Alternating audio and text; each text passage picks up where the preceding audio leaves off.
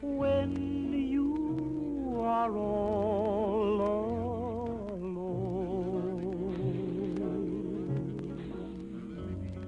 Maybe the one who is waiting for you will prove untrue.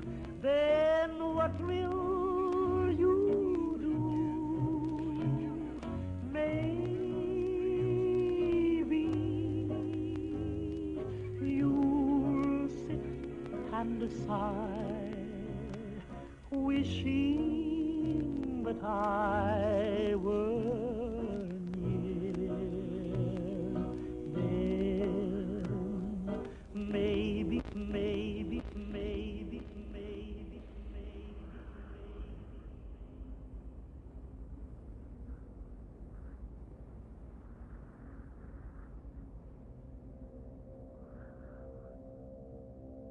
War. War never changes. The Romans waged war to gather slaves and wealth. Spain built an empire from its lust for gold and territory. Hitler shaped a battered Germany into an economic superpower. But war never changes. In the 21st century, war was still waged over the resources that could be acquired. Only this time, the spoils of war were also its weapons: petroleum and uranium. For these resources, China would invade Alaska, the US would annex Canada, and the European Commonwealth would dissolve into quarreling, bickering nation-states bent on controlling the last remaining resources on Earth. In 2077, the storm of World War had come again. In 2 brief hours, most of the planet was reduced to cinders. And from the ashes of nuclear devastation, a new civilization would struggle to arise. A few were able to reach the relative safety of the large underground vaults. Your family was part of that group that entered Vault 13. Imprisoned safely behind the large vault door, under a mountain of stone, a generation has lived without knowledge of the outside world. Life in the vault is about to change.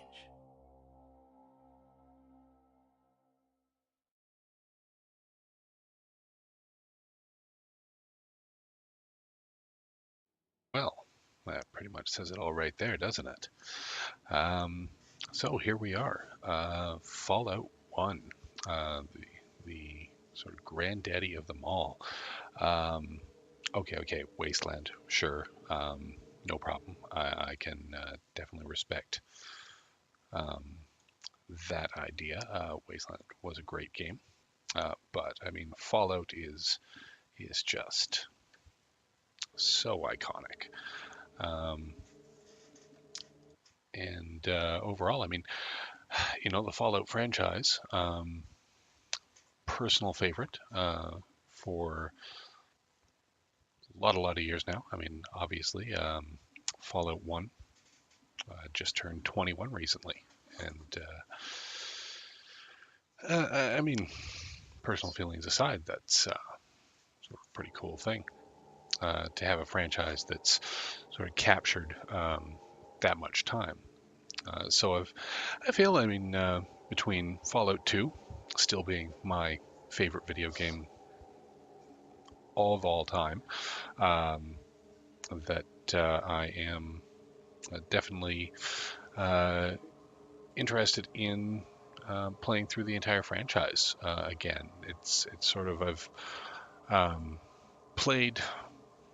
I mean, goodness, I hate to think how many hours I've actually put into this game or this franchise overall. I mean, Fallout One um, is probably my second least played. Um, I think I've only probably beat it 2, maybe 3 times since it came out in '97. But um, still, I mean, ranks up there, sort of number 2 of my all-time favorite games. Let's get going. New game here. I am going to create my own character. And we're just sort of going to go with a a generalist, not necessarily a jack of all trades, but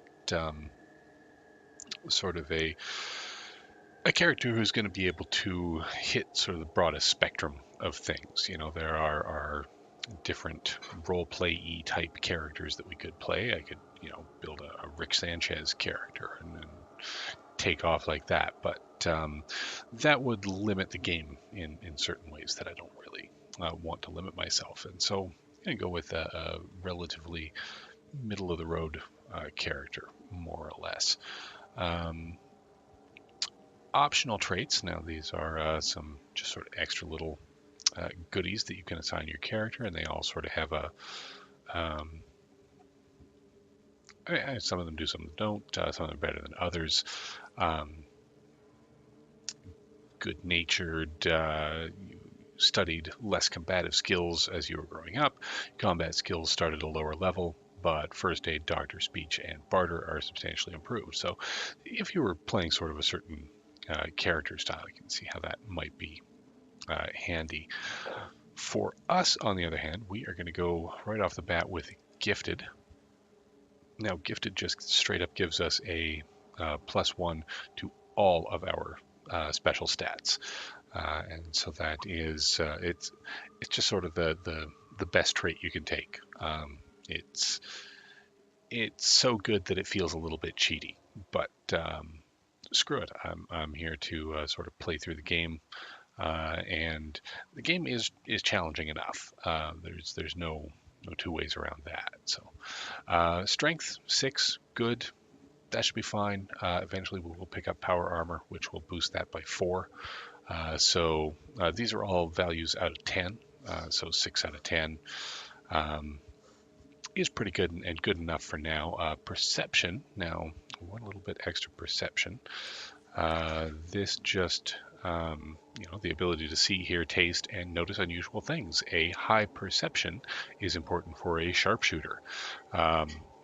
Modifiers, my sequence and my ranged combat distance modifiers. So makes it easier for me to shoot things from farther away.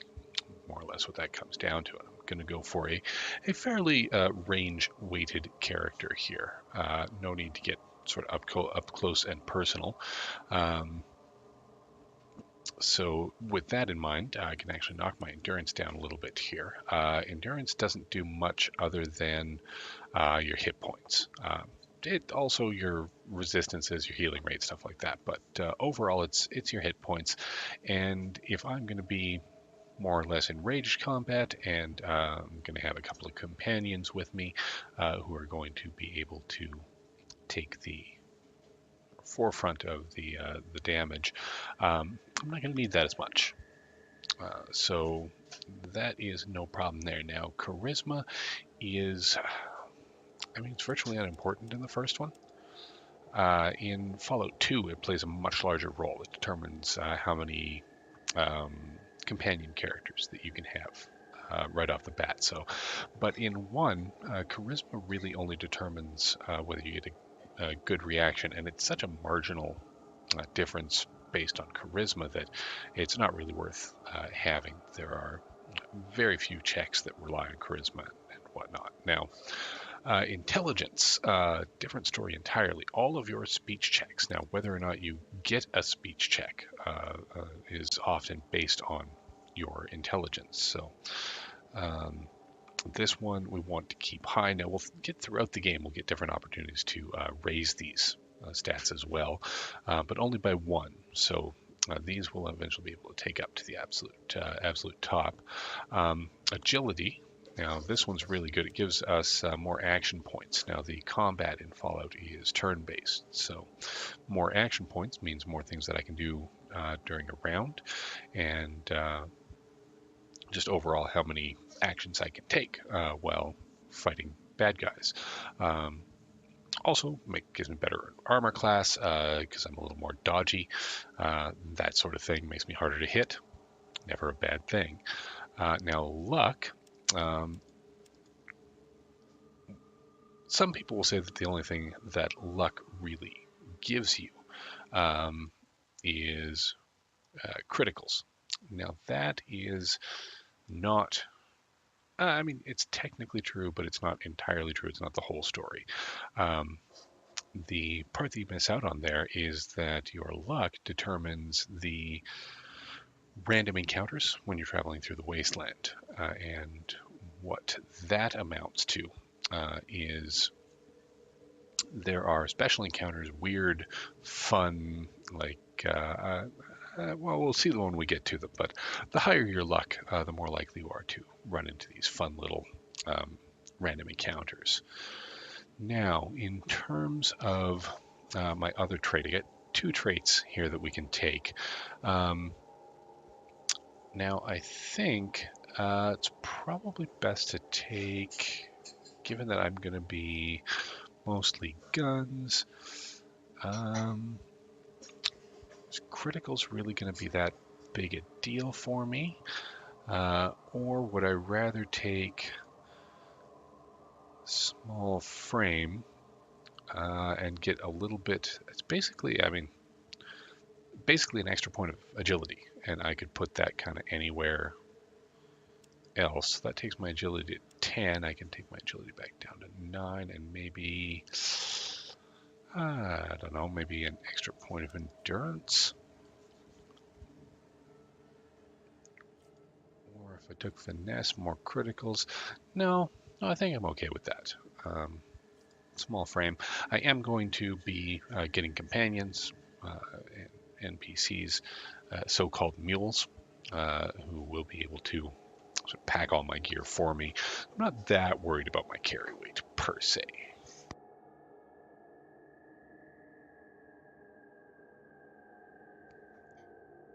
Now, tag skills, these are fairly important. They determine a lot about the game as it progresses, and what the mechanic there is that they raise at twice the normal rate. So you every point you put in actually gets you 2% on these. Given that I am going to be a shooty sort of a guy, small guns is really the first most important one. Now, there are a lot of different doors and containers and whatnot throughout the game that are locked, and being able to get into those, there's really only the one way. I mean, technically, I could blow some of them up, but there's a limited amount of explosives, and there are better uses for them, honestly.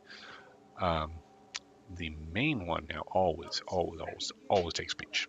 Speech is, I wouldn't say critical per se. You're not going to lose out, but this is a kind of dialogue-heavy game. It's a classic CRPG, so there's a lot of talking, and a lot of times you can talk your way out of combat or into special encounters or whatnot. So speech is just a good one to have overall. Now, all of the rest of these are sort of, I'd say, marginal effects on actual gameplay. So I'm not that worried about them. Later on, we'll probably start taking some energy weapons once we get the strength to support them, and sort of play that that way. First aid, we'll probably look at raising a little bit, just because that's pretty handy to have for while you're in the middle of an encounter. Overall, though, your out-of-combat healing rate is high enough to be pretty good for anything you'll need. Good, I think that is pretty much done. Now we need a name. Obviously, my name is Barbarian. Now, age doesn't really have any gameplay effect, so I am willing to just be me. Why not? Oh, you can only be 35? Wow, I'm too old to be a Vault Dweller. That's disheartening. All right, let's say he is 26 then, and yeah, we'll play a male character this round. Ah, you're here. Good. We've got a problem. A big one. The controller chip for our water purification system has given up the ghost. Can't make another one, and the process is too complicated for a workaround system. Simply put, we're running out of drinking water. No water, no vault. This is crucial to our survival. And frankly, I think you're the only hope we have. You need to go find us another controller chip. We estimate we have 4 to 5 months before the vault runs out of water. We need that chip. We marked your map with the location of another vault. Not a bad place to start, I think. Look, just be safe. Okay?